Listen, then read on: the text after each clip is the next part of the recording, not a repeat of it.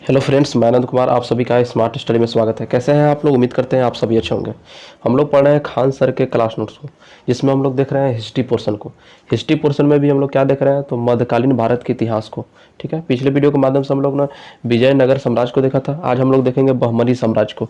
बहमनी साम्राज्य को देख लेने के बाद हम लोग देख लेंगे भक्ति आंदोलन को भी देखेंगे इसी वीडियो में। ठीक है, अगर इस चैनल पर नए तो चैनल को सब्सक्राइब कर लीजिए और बेल आइकन का बटन दबा लीजिए, जिससे नोटिफिकेशन जो है आपके पास पहले पहुंचेगा। और ठीक है, और चैनल को जो है सब्सक्राइब कर ज़्यादा से ज़्यादा जो है वीडियो को शेयर कीजिए। ठीक है, चलिए देखते हैं हम लोग बहमनी साम्राज्य को, इससे आपका क्या क्या क्वेश्चन बनता है। तो सबसे पहला टॉपिक आज का वीडियो का होगा बहमनी साम्राज्य।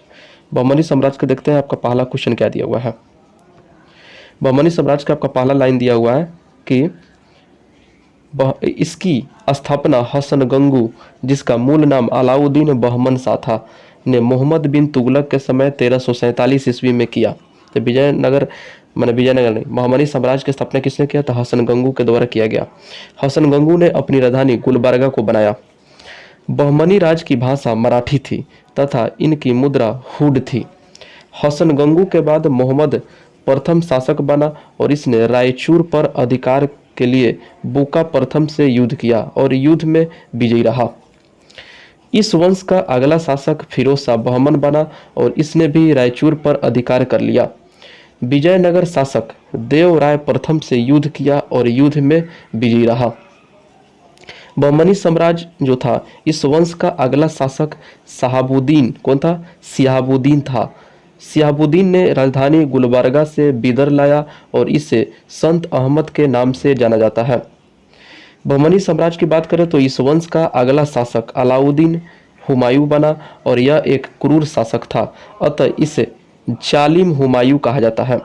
और इसके प्रधानमंत्री का नाम वजीर यानी मोहम्मद गावा था। क्या था? मोहम्मद गावा था, जो एक योग्य व्यक्ति थे और ये पत्रों का संग्रह करते थे और इनके पत्रों का संग्रह रियाजुल इंसा कहलाता है। क्या है? रियाजुल। क्या है? रियाजुल इंसा कहलाता है। चलिए नेक्स्ट पेपर चलते हैं। अगला लाइन दिया हुआ है कि इस वंश का अंतिम शासक जो था, इस वंश का अंतिम शासक कौन था? तो इस वंश का अंतिम शासक जो है आपका कौन था? कलीमुल्ला। कौन था? कलीमुल्ला आपका था। इस वंश का अंतिम शासक कौन था? तो कलीमुल्ला। इसी के समय बहमनी साम्राज्य 5 भागों में बट गया। देखते हैं 5 भाग। बीजापुर, अहमदनगर, बरार, गोलकुंडा और बीदर। तालिकोटा का युद्ध में बहमनी वंश के 4 राजों ने भाग लिया, किंतु बरार इसमें भाग नहीं लिया। यहाँ से पूछेगा। ठीक है, इन सभी राजवंशों में जो है किसने जो है भाग नहीं लिया था? बरार साम्राज्य जो है भाग नहीं लिया था।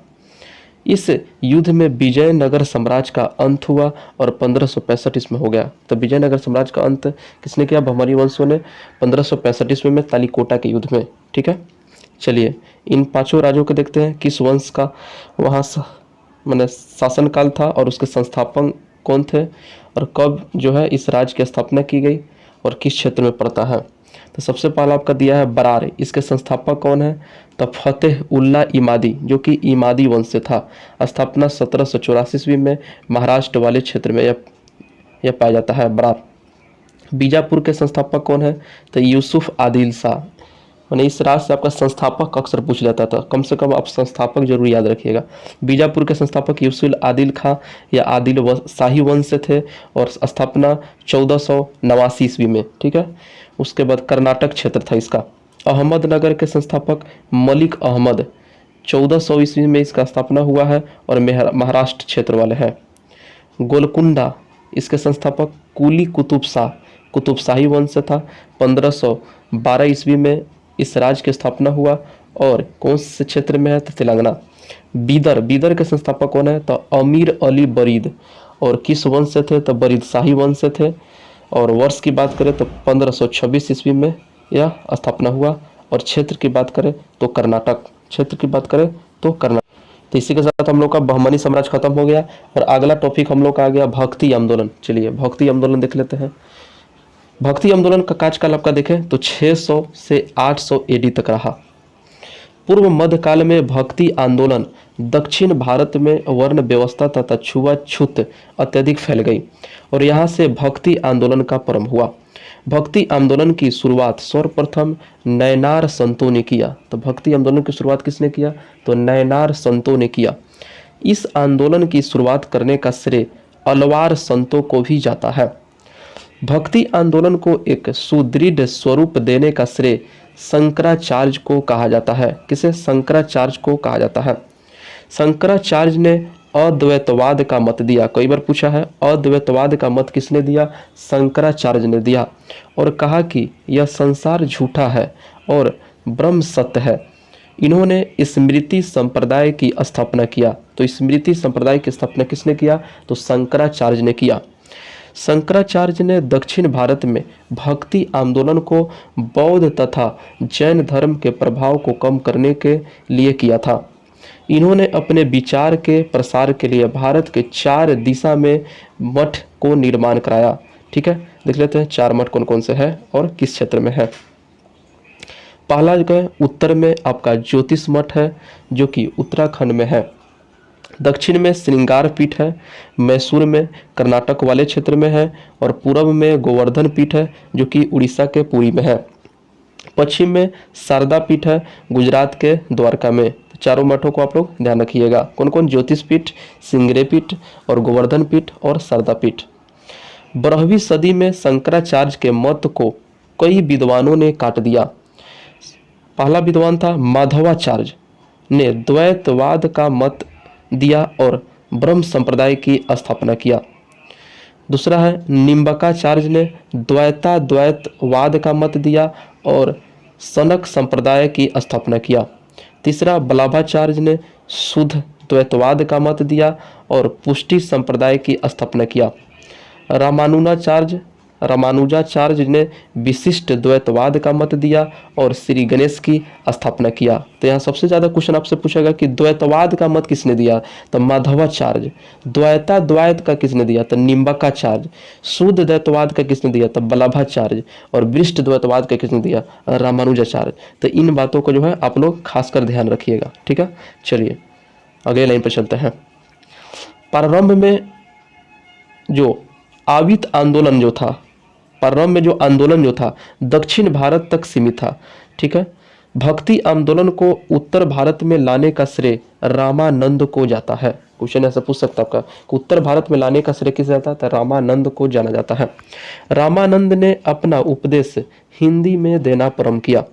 16वीं शताब्दी में भक्ति आंदोलन अपने चरमोत्कर्ष पर पहुंच गई और उत्तर भारत का भक्ति आंदोलन ऊंच नीच तथा छुआछूत के विरुद्ध था और उत्तर भारत का भक्ति आंदोलन 2 भागों में बट गया।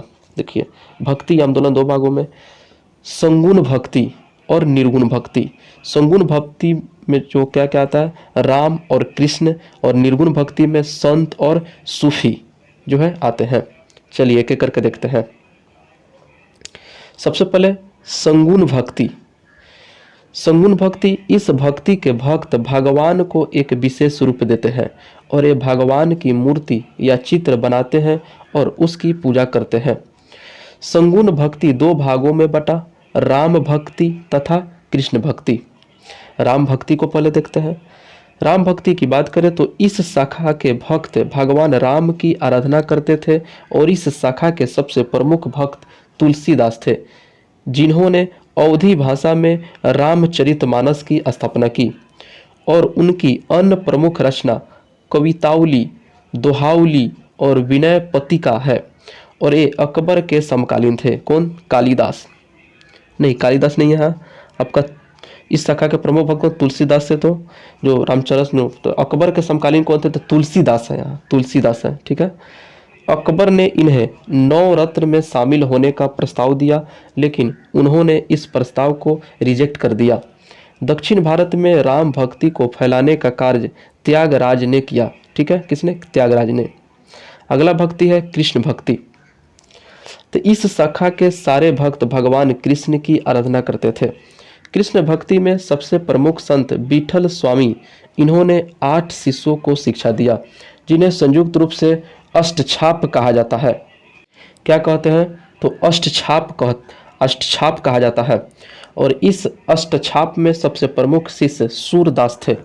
सूरदास की रचना सूर सागर प्रमुख है और सबसे प्रमुख महिला कृष्ण भक्ति मीराबाई की रचना है। महाराष्ट्र के क्षेत्र में कृष्ण भक्ति को एक साथ तुकाराम इत्यादि ने फैलाया। ठीक है, तुकाराम और इत्यादि ने फैलाया। तुकाराम शिवाजी के समकालीन थे और गुजरात के क्षेत्र में कृष्ण भक्ति का प्रचार नरसिंह मेहता ने किया और इनकी कविता वैष्णो जन तो तेने कहिए, वैष्णो जन तो तेने कहिए है और यह महात्मा गांधी का पसंदीदा लाइन था, माने पसंदीदा गीत था। बंगाल, बिहार तथा उड़ीसा के क्षेत्र में भक्ति आंदोलन का प्रचार चैतन्य महाप्रभु ने किया था और इन्होंने हरि कीर्तन प्रारंभ किया और कृष्ण भक्ति में संगीत बहुत ज़्यादा है। ठीक है, संगीत किस में सबसे ज़्यादा है? तो कृष्ण भक्ति में संगीत बहुत ज़्यादा है। अगला है निर्गुण भक्ति।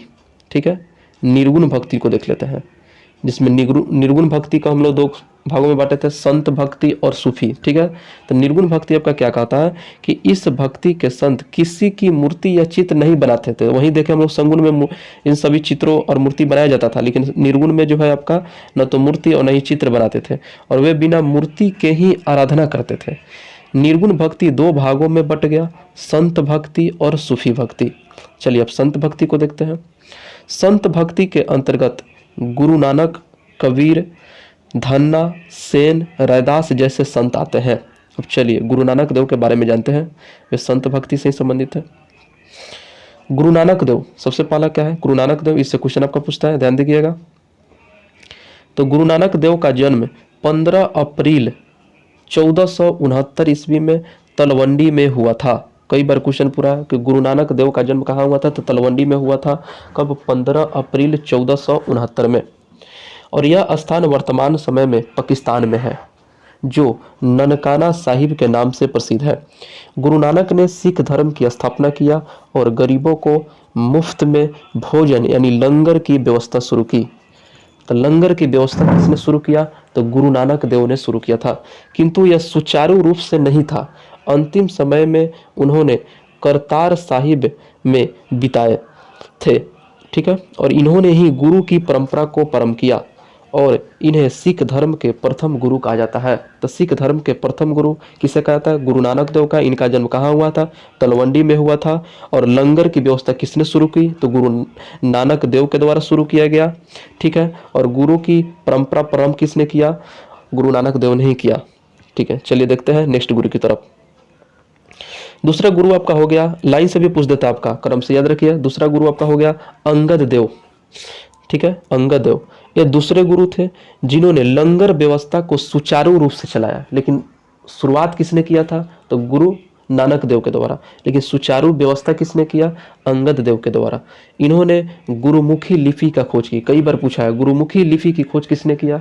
तो अंगद देव ने किया है। तीसरे गुरु है अमरदास। इन्होंने पर्दा प्रथा, सती प्रथा, कुप्रथा इत्यादि का विरोध किया और यह पारिवारिक जीवन में रहते हुए गुरु के कर्तव्यों का पालन किया।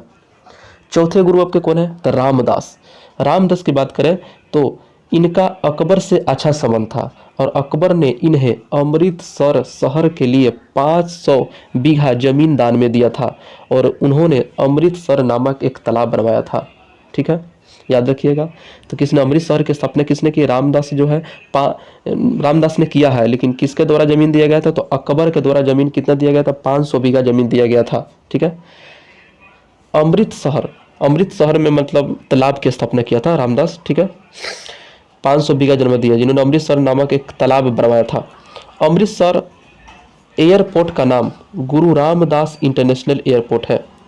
पांचवें गुरु कौन है आपके? तो अर्जुन देव। पांचवें गुरु अर्जुन देव, इन्होंने ही स्वर्ण मंदिर की स्थापना की और इन्होंने गुरु ग्रंथ साहिब की रचना की थी। आदि ग्रंथ भी कहते हैं। ठीक है, इसके समय से ही गुरु का पद वंशानुगत हो गया और इन्होंने जहांगीर के विद्रोही पुत्र खुसरो को समर्थन किया था, जिस कारण जहांगीर ने इन्हें फांसी दे दिया। तो अर्जुन देव की बात करें तो इन्होंने आदि ग्रंथ की स्थापना किया था। ठीक है, गुरु ग्रंथ साहिब की रचना किसने की? तो अर्जुन देव ने किया था। स्वर्ण मंदिर की स्थापना किसने किया था? तो अर्जुन देव ने किया था।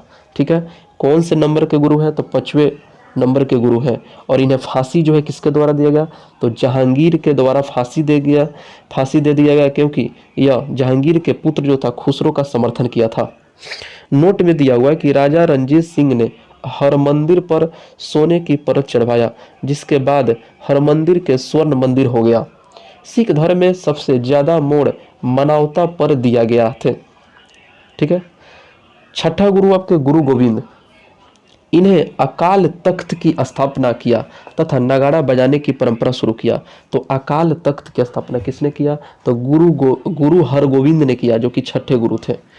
गुरु हर किशन नहीं, गुरु हर उसके पहले भी है, गुरु हरि राय ये सातवें गुरु थे और इनका मुगल बादशाह द्वारा सिकोह से अच्छा संबंध था। ठीक है। गुरु हरकिशन आठवें गुरु हैं और इनका कार्यकाल बहुत छोटा था और इनकी मृत्यु चेचक के कारण हो गई थी।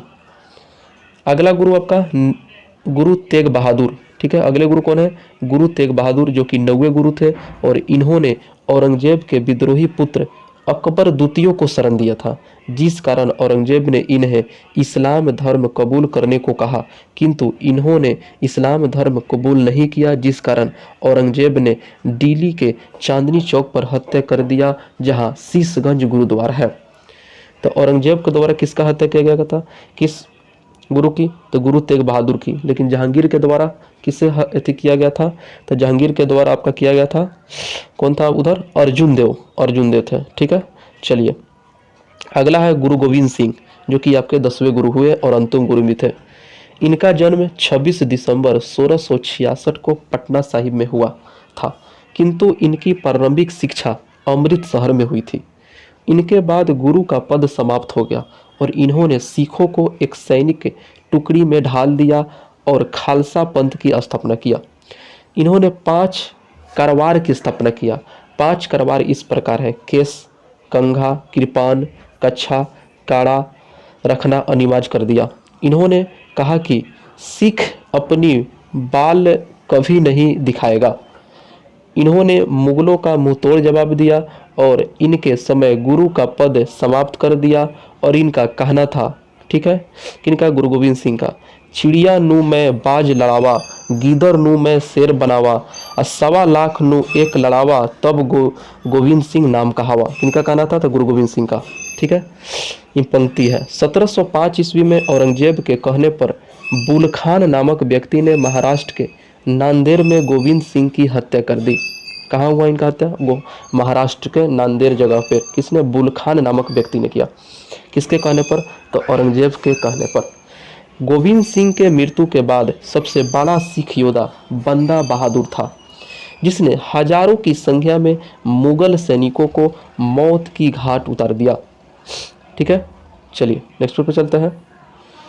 औरंगजेब के इशारे पर बंदा बहादुर की भी हत्या कर दी गई और इसके बाद सिख धर्म छोटे छोटे टुकड़ों में बट गया, जिसे मिसल कहते हैं।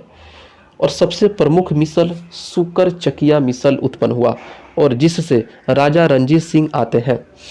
इन्होंने ही स्वर्ण मंदिर के दीवारों पर सोने का चादर चढ़वाया। किसने, राजा रणजीत सिंह। नोट में दिया हुआ है कि सिखों में 3 कैटेगरी होती है, जाट, ज्ञानी, सरदार। ठीक है। जो क्रमशः उनके एग्जाम्पल में दिया गया, जैसे जट जो सनी देओल जाट से संबंधित है और मिखा सिंह ज्ञानी से, सरदार जो था आपका मनमोहन सिंह, मैंने एग्जाम्पल के तौर पर दिया हुआ है। ठीक है। संत भक्ति के कुछ अन्य भक्त देख लेते हैं। दादू जो संत भक्ति के थे वे गुजरात से थे, रामानुज तमिलनाडु से थे और रामानंद इलाहाबाद से थे।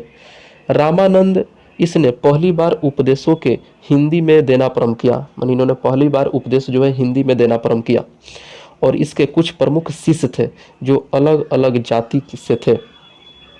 दूसरा है रैदास, ये चमार या मोची के जाति से आते थे और इन्हें संतों का संत कहा जाता है।